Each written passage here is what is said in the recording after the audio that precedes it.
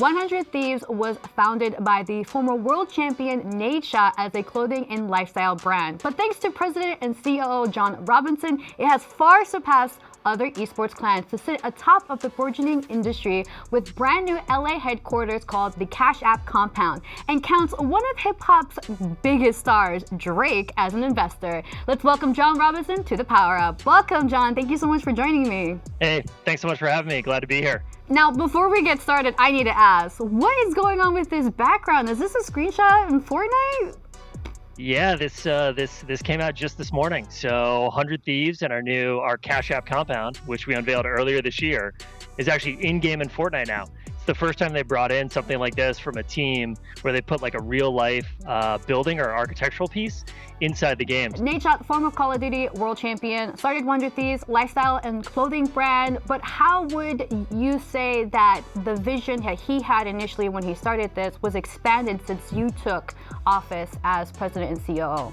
The first time I met Matt, the guy had the craziest idea I'd ever heard. Whenever I met with other esports teams, they told me, I was like, what are you going to do? And they're like, we're going to be like the Yankees for video games. And Matt was like, no. We're going to go way bigger than that. We're going to win championships, and we're going to be an amazing entertainment company. And oh, by the way, I want to build the best apparel that's ever come from gaming.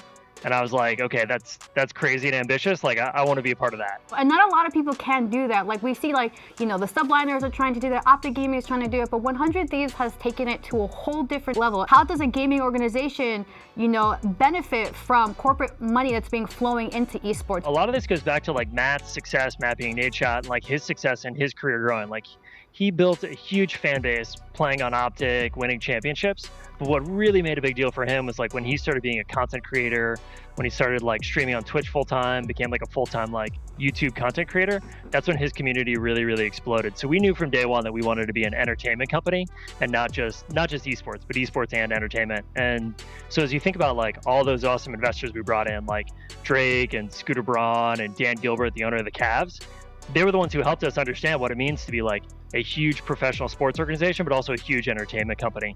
And thanks to all the money they gave us, like we've been able to build things like the Cash App Compound with an amazing production studio for all the entertainment toys we could ever want. How did you get this partnership with Drake and Scooter? The story with Drake and Scooter was really interesting. Like Matt and I are both LA transplants, and we were like kind of like just getting the company started in early 2018. But we were having a lot of success. Like our teams were playing well. Our first hoodie drop sold out. Like our content was kind of banging on YouTube, and like we were just starting to like build up a little bit of noise in LA. And we ended up getting introduced to Scooter, and he was really interested in gaming. And when it came to Drake, like Drake's just been into games his entire career. When we met him, like as he was going through kind of like the whole like Scorpion recording process and tour, like he was literally playing Fortnite like almost every day. And so like we saw his like love and passion for games, and there was just like a really good fit there. So yeah, it took off. Wow, it's a match made in heaven. Yeah, the coolest part was when we actually made his like green room on the Scorpion tour. We actually made a couple of Fortnite machines just for him, so that he had something to play on with him and like all of his boys. 100 Thieves launched a merchandise or kind of like an inventory for the Animal Crossing game that came out for the Switch. I have to ask, how did this happen? Because it has like 3 years of some of the pieces from the line that have been sold out for a very long time. Yeah, I gotta give credit where credit's due. Two of our employees just came up with this idea. They're like huge Animal Crossing fans. And a lot of people wouldn't really think of like 100 Thieves and Animal Crossing together. It's like we play like shooters and we play League of Legends, but like we're just like gamers like at our company. And a bunch of people were playing Animal Crossing. They were like, man, I wish we had like all of our apparel in there. And so they just like went off and they did this as a project. Like Matt and I didn't even like know about it until it was like ready to drop, and we saw it and we were like, this is unbelievable. So like shout out to like our team. They always come up with crazy new ways to like bring 100 Thieves to like our fans and the gaming community. And that was definitely one of the biggest things we did all year. All right, let's talk about the formation of LA Thieves. Because considering that, Nadeshot, 100 Thieves exited the Call of Duty in 2016, and then you came on in 2018, and then come 2020, they bought Optic Gaming Spot, and now they're back into Call of Duty. Can you talk to us about like what's in store for 2021 for Call of Duty, and why do you think you guys returned back to Call of Duty now? 2019 in CWL was like one of the best years we've ever had. Like everybody was loving 100 Thieves. We won a couple of majors. We had guys that just had like so much charisma. We loved hanging around with them. They talked a lot of shit online. We love it. We love these guys. And so it was like with a really, really heavy heart that we weren't able to join Call of Duty League in the first year because we couldn't get like the LA franchise. Some other people had already kind of like had those rights, and we weren't really sure how we were to incorporate the 100 Thieves name. And so we were just like, let's see how year one goes. And I think year one went really, really well for Call of Duty League. 100 Thieves and LA Thieves are going to be in Call of Duty for forever now. Ooh. And we're so happy about that. John, thank you so much for joining us. Hopefully I'll see you out in LA whenever I get over there. Hopefully COVID wraps up very soon. But best of luck to you and the team for 2021. Thanks for having me. Our heroes right now, the men and women on the front lines. Who would have known that some of them are fantastic cosplayers? We're about to sit down with the woman behind it. Please welcome cosplayer Maweezy. Thank you so much for joining me. So excited to be here. Now, for those who are probably watching this and have absolutely no idea what you're cosplaying Valkyrie, correct? Yes, I'm cosplaying Valkyrie from Thor Ragnarok. I'm specifically the Scrapper 142 version in the beginning of the movie before she goes into her full Valkyrie getup. So this is kind of like the casual, like dressed down version of Valkyrie. Now talk to us about like your beginnings. Like, did you like grow up like, dressing up and, creating different characters? Ever since I was a kid, I was always into like comics, anime, mangas, like that sort of thing. I also always really loved doing arts and crafts. I actually learned how to sew from my grandma. My mom was also very crafty, so I grew up, being surrounded by that type of environment. Okay, so walk me through the process of when you decide to create a costume. Where do you source your materials? How do you get started? So when I first started cosplaying, I did a lot of research on the different materials being used. When I first started cosplaying in 2012, 2013, craft foam warbler, which is this thermoplastic material that you heat up and it gets really soft and you can mold it, and once it cools down it becomes this really hard material. So those materials were like my trifecta of like what I would use to try to create armor. I would have like reference pictures that I would look up online, and I would just have everything laid out for me, and I would just spend extensive amount of time just like staring at an image, really studying like what it looks like and everything. And what I love to do is taking two concepts of a character and another character or another concept and mashing them together. So what I really love to do is create those new characters, original cosplays, if you will.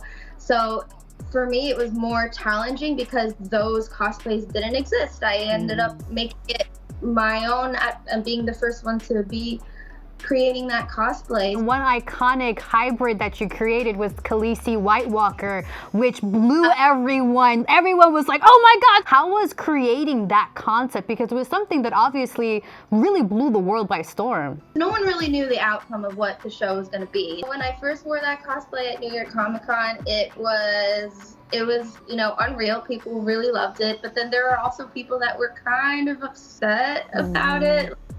Is that a real spoiler? Is that really what's gonna happen? I'm like, I don't know. I know as much as you do at this point. When HBO reached out to me and they saw my picture, they actually took my picture at New York Comic Con. I didn't realize it was them until they posted it on their Instagram. Why do you think it's so important that the world of comics and fantasy are more inclusive of all nationalities and races?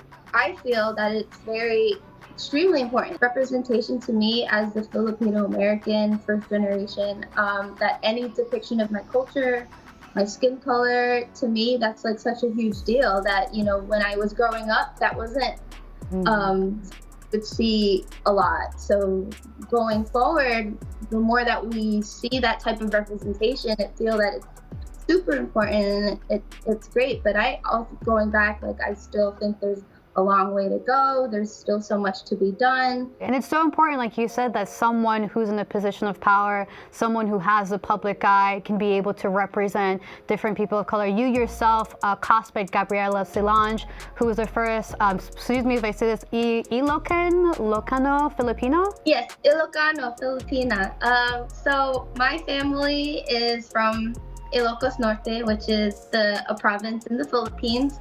I was born here in America, born and raised. My parents, both of them are immigrants, and Ilocano culture in my family runs super deep. Gabriela Silang is a real person in a revolution for the Philippines. So to me, learning about her and learning about my culture was very important. That's amazing. Well, speaking of cosplay, making a change with your Instagram profile, I saw the heroes behind the PPE, and Yes. you have one of my girls in the video, Miss Gidget. She's a really good friend of mine. I've known her for a very, very long time. And like, I always knew she was a nurse, but I had no idea there were so many people in the medical profession that are cosplayers. And I think what you did with the video is absolutely amazing and stunning. I need to know, how did this video come about? When the pandemic started in March, April, let's say March, because that's kind of when healthcare started to see the uptick of cases. Around that time, you know, things were getting canceled, cons were getting canceled, meetups were getting canceled. So as a cosplayer and a healthcare professional, I pretty much had to shift my focus from cosplay to work.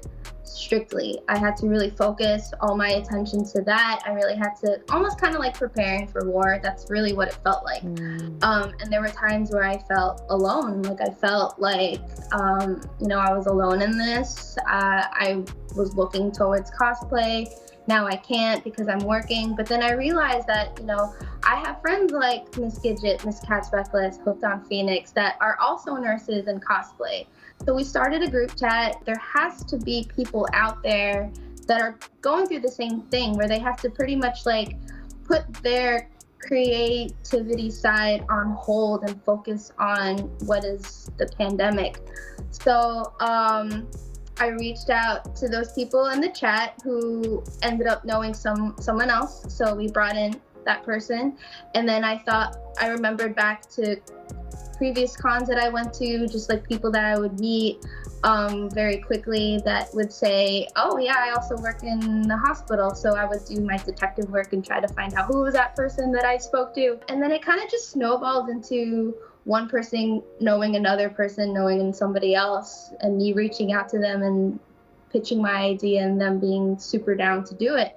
And like, you know, even though I put the video together, even though I reached out to all these people, this video would not be what it is without them. All right, thank you so much, Maweezy. You have a wonderful one. Thank you for this interview. You too. Be safe, everyone. Stay safe, stay healthy, and we'll see each other soon. That's it for today's show. I'm Nars. Thank you so much for watching, and I will see you on the next episode of The Power Up.